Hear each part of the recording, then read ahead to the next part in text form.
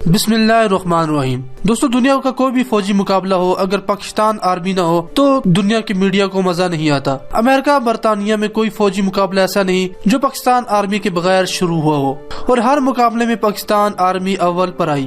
دوستو، یہ ایک ایسی آرمی ہے جس نے اپنے دشمن کے آرمی چیف کو سلوٹ مروانے پر مجبور کر دیا۔ یہ وہ آرمی ہے جس کا ریٹائر جنرل دنیا کی سب سے بڑی فوجی اتحاد کا سربراہ ہے۔ دوستو، کبھی آپ نے سوچا کہ وہ آرمی جو دنیا سے آج اپنا لوہا منواتی ہے، اس کے شروع کے حالات کیسے تھے؟ 1947 میں پاکستان آرمی وجود میں آئی۔ 1947 میں پاکستان آرمی کی بقا کے لیے دورس عملی اقدامات اور دعاؤں کی بے حد ضرورت تھی۔ حالات نہایت ابتر تھے کہ پاکستانی فوج کا شیرازہ بہت جلد بکھر جائے گا۔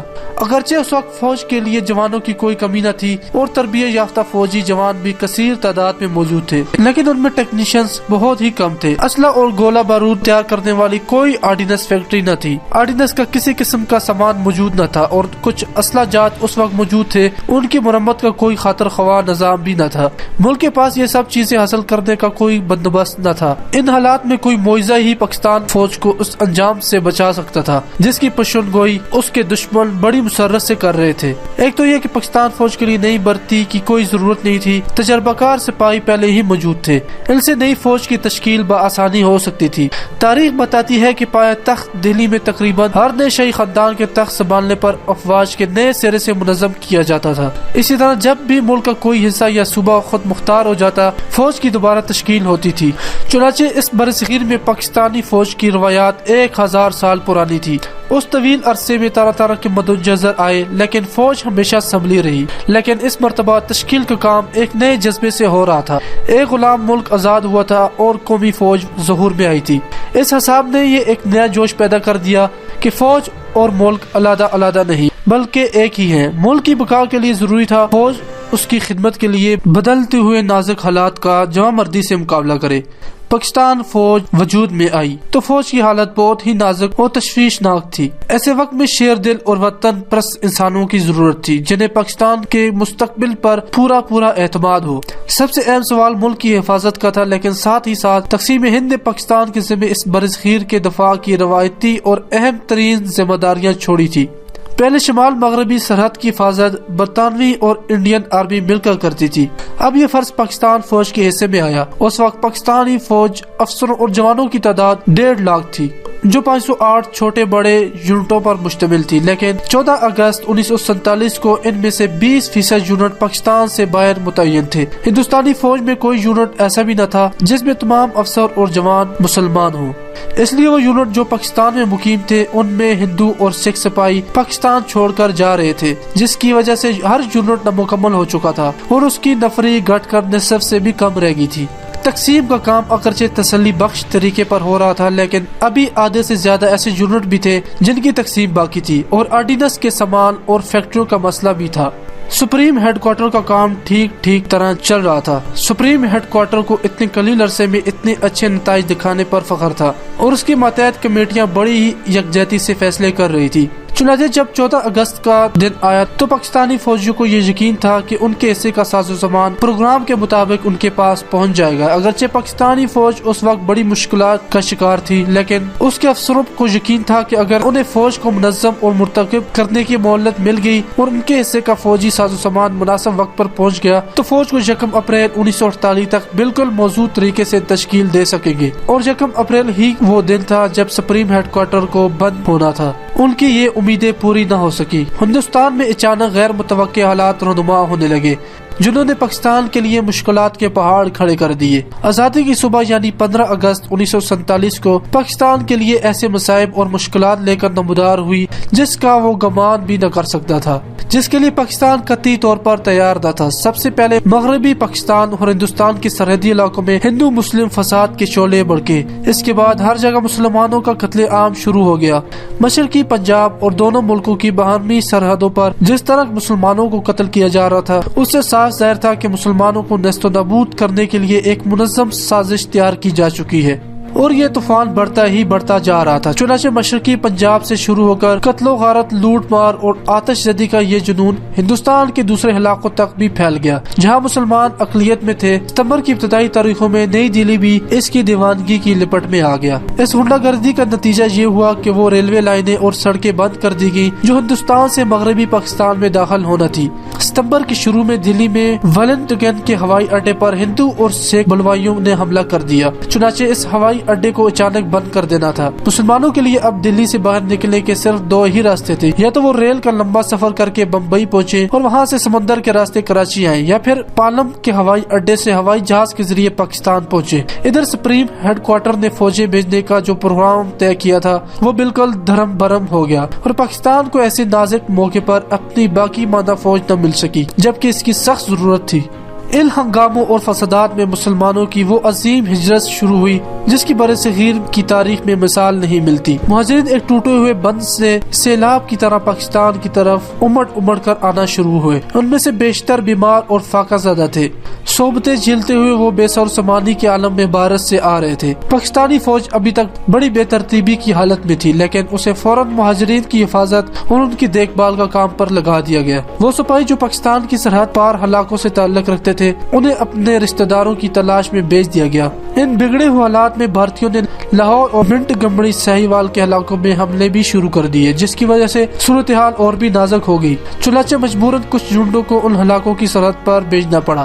ان کے فوراً بعد ہندوستان نے کشمیر پر حملہ بھی کر دیا تاکہ پاکستان کی مشکلات سے پورا فائدہ اٹھا کر کشمیر پر بھی قبضہ کیا جا سکے۔ ہندو لیڈروں کا رویہ انتہائی افسوسناک تھا۔ اب وہ اپنے ارادوں اور عزائم کو چھپائے بغیر سب کچھ کھلم کھلا کہہ رہے تھے۔ انہوں نے اپنے کیے ہوئے وعدوں کو پورا کرنے سے صاف انکار کر دیا۔ تقسیم کے سلسلے میں جتنے بھی ادارے کام کر رہے تھے انہوں نے ان سب کا بائیکاٹ کر دیا اور سپریم ہیڈ کوارٹر کے لیے سخت ترین مشکلات پیدا کر دی، جس کا نتیجہ یہ ہوا کہ سپریم ہیڈ کوارٹر جسے 7 مہینے تک قائم رہنا تھا 3 ماہ بعد ختم کر دیا گیا۔ مختلف تقسیم کمیٹیوں میں جو سینئر ہندوستانی فوجی افسر کام کر رہے تھے ان پر اتنا دباؤ ڈالا گیا کہ انہیں ہاں میں ہاں ملانی پڑی۔ ان حالات میں جبکہ ہمارے حصے کا سارا ساز و سامان ابھی تک ہندوستان کے قبضے میں تھا، دلی سے کسی منصفانہ فیصلے کی توقع رکھنا بے سود تھی۔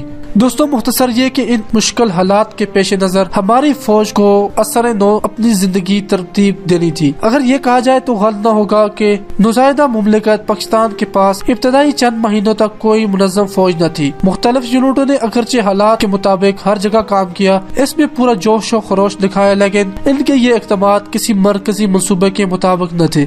یونٹ، کمپنی اور اسکواڈرن کی سطح پر افسروں نے انفرادی طور پر بڑی جان فشائی اور سمجھ بوجھ سے فرائض سر انجام دیے، مگر ترتیب و تشکیل کا کام شروع ہونے میں دیر نہ لگی۔ فوج کے ہر حصے اور ہر شعبے کو جس طرح منظم کیا گیا ان کی مثال فوج کی تاریخ میں نہیں ملتی۔ لیفٹیننٹ جنرل سر فرینک مسروی جو تقسیم کے وقت نادرن کمانڈر کے general officer commanding in chief تھے، 1947 سے پاکستان فوج کے پہلے کمانڈر ان چیف مقرر ہوئے اور وہ اپنا عہدہ سنبھالے راولپنڈی پہنچ چکے تھے۔ پرانے نادرن آرمی ہیڈ کوارٹر کو اجلت میں جنرل ہیڈ کوارٹر میں تبدیل کر دیا گیا۔